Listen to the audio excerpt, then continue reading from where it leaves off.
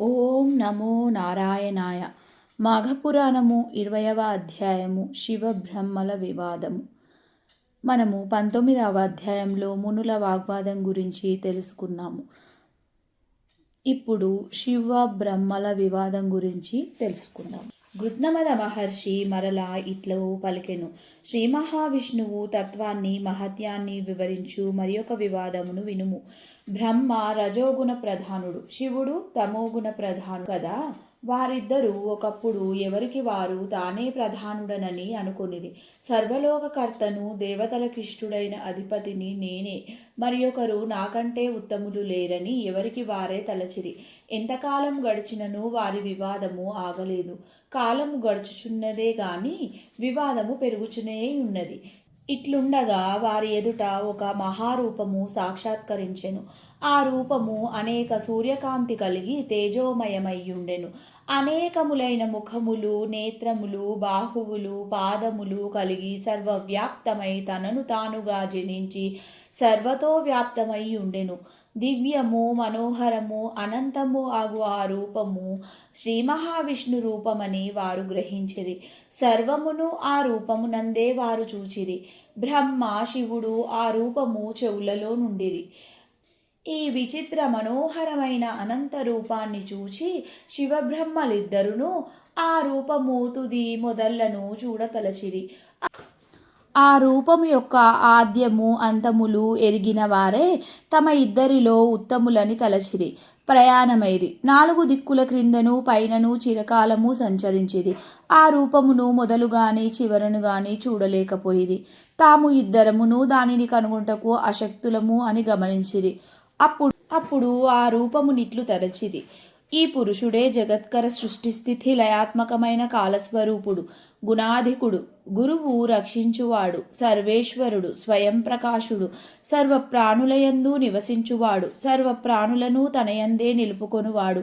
మనము వీనుకంటే అధుకులము కాము, మన వలననేమియూ జరుగుటలేదు. ఇటువంటి యథార్థ పరిజ్ఞానము కలిగి శ్రీ మహావిష్ణువును ఇట్లు స్తుతించిరి. బ్రహ్మ శివకృత విష్ణుస్తుతి. అనంతమూర్తి, సర్వాద్యము, సర్వాధారము, అనంత ప్రకాశము, సర్వమనోహరమయీ అయిన నీ స్వరూపమును మాకు మరింత ప్రత్యక్షమనట్లు చేయుము. సర్వాత్మక, సర్వేశ్వర, సర్వప్రాణి నమస్కృత అనుగ్రహించుము. నీవు సర్వకర్తవు, భర్తవు, నీ తేజమనంతము.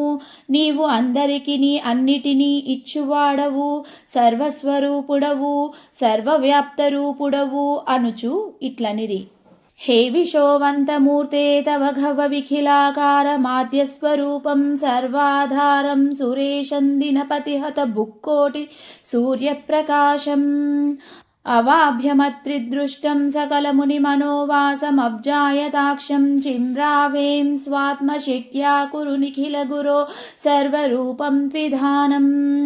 నమస్తే విశ్వాత్మన్ విధిహర సురేంద్రాది విపురై త్రయీశాత్రాలాపైః విగదిత నవ్యాంఘ్రం భుజయుగం పరం మంత్రం యంత్రం పరమపదబీజం జ్వలతి యః ససాక్షాత్ సారూప్యం వ్రజతి తవ దేవేశ సతతం.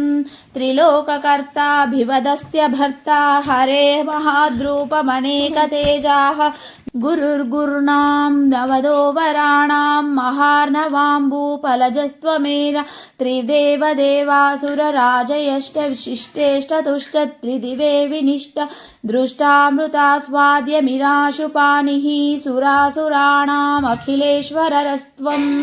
లక్ష్మీపతిస్త్వంతు సుగుహ్య గోప్తా గుహాశయః పంకజపత్రనేత్రా త్వం పంచవక్త్రశ్చ చతుర్ముఖశ్చ చరాచరేషో భగవన్నమస్తే. సృష్టిం చ విశాలాం సృజసి త్వమేవ చైశ్వర్యవాన్ సర్వగుణశ్చ దేవ त्वमेव भूर्भुरिकृतप्रवेशः तथाद्यभूतं विदधासि यत्तत् त्वमग्निसूर्यौ पवनस्त्यमेव ययौ भवान् वैश्रवणस्त्वमेव त्वमेव शक्रस्फुरलोकनाथः नाथाभिमस्त्वं भगवन्नमस्ते परमं पराणां परमं पवित्रं पुराणकर्ता रमणं तमाश्रयं त्वां वेदमोहुः कवयः सुबुद्ध्वा नमोऽस्तु ते पन्नगवैरिकेतो वेदाश्च वेद्यश्च दिगन्तरालं यष्ठासुरासानमपि त्वमेव कर्माण्यनन्तानि सुखप्रदानि रुदश्च वातो निगमाश्च सर्वे नदीषु गङ्गा हिमवान्नगेषु मृगेषु सिंहो भुजगोष्वन्तः रत्नेषु वज्रं जलकेषु चन्द्रः क्षीरोदधश्चापि यथा तथा त्वम् अहं प्रभुस्तद्वरहं प्रभुश्च संस्पर्धमानौ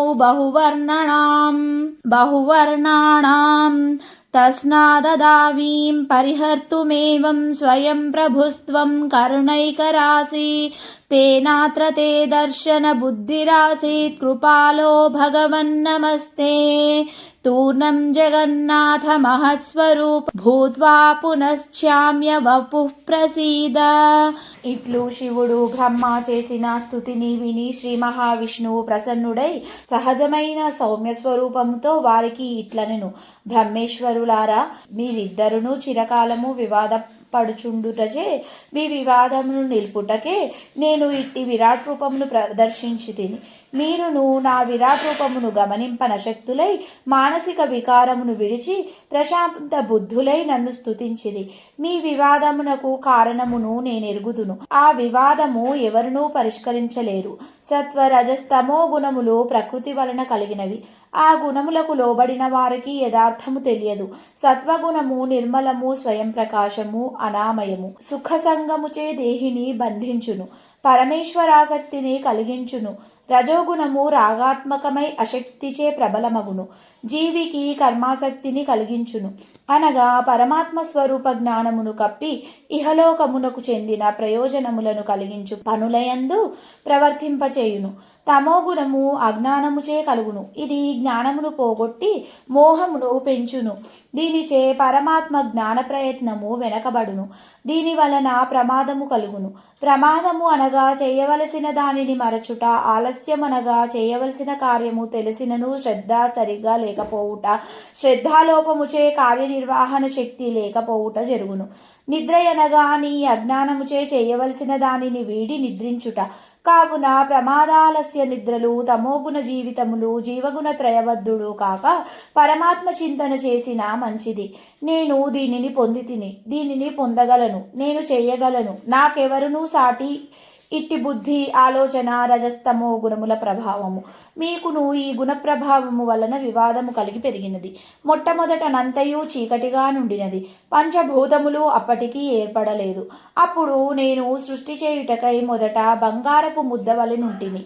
తర్వాత నవయవ్వనములు ఏర్పడినవి. తర్వాత ముగ్గురము ఏర్పడితిమి. మనము ముగ్గురము సృష్టి స్థితి లయములకు కర్తలమైతిమి. బ్రహ్మ సృష్టికర్తగను, నేను పోషకునిగను, శివుడు లయకర్తగను, మనము ముగ్గురము అయితిమి. కాన ఒకే దాని నుండి వచ్చిన మనకు మొదటి నుండి భేదము లేదు కదా అని బ్రహ్మకు శివునికి శ్రీ మహావిష్ణువు తత్వమును స్మృతికి తెచ్చెను. మరియు బ్రహ్మతో ఇట్లు అనెను.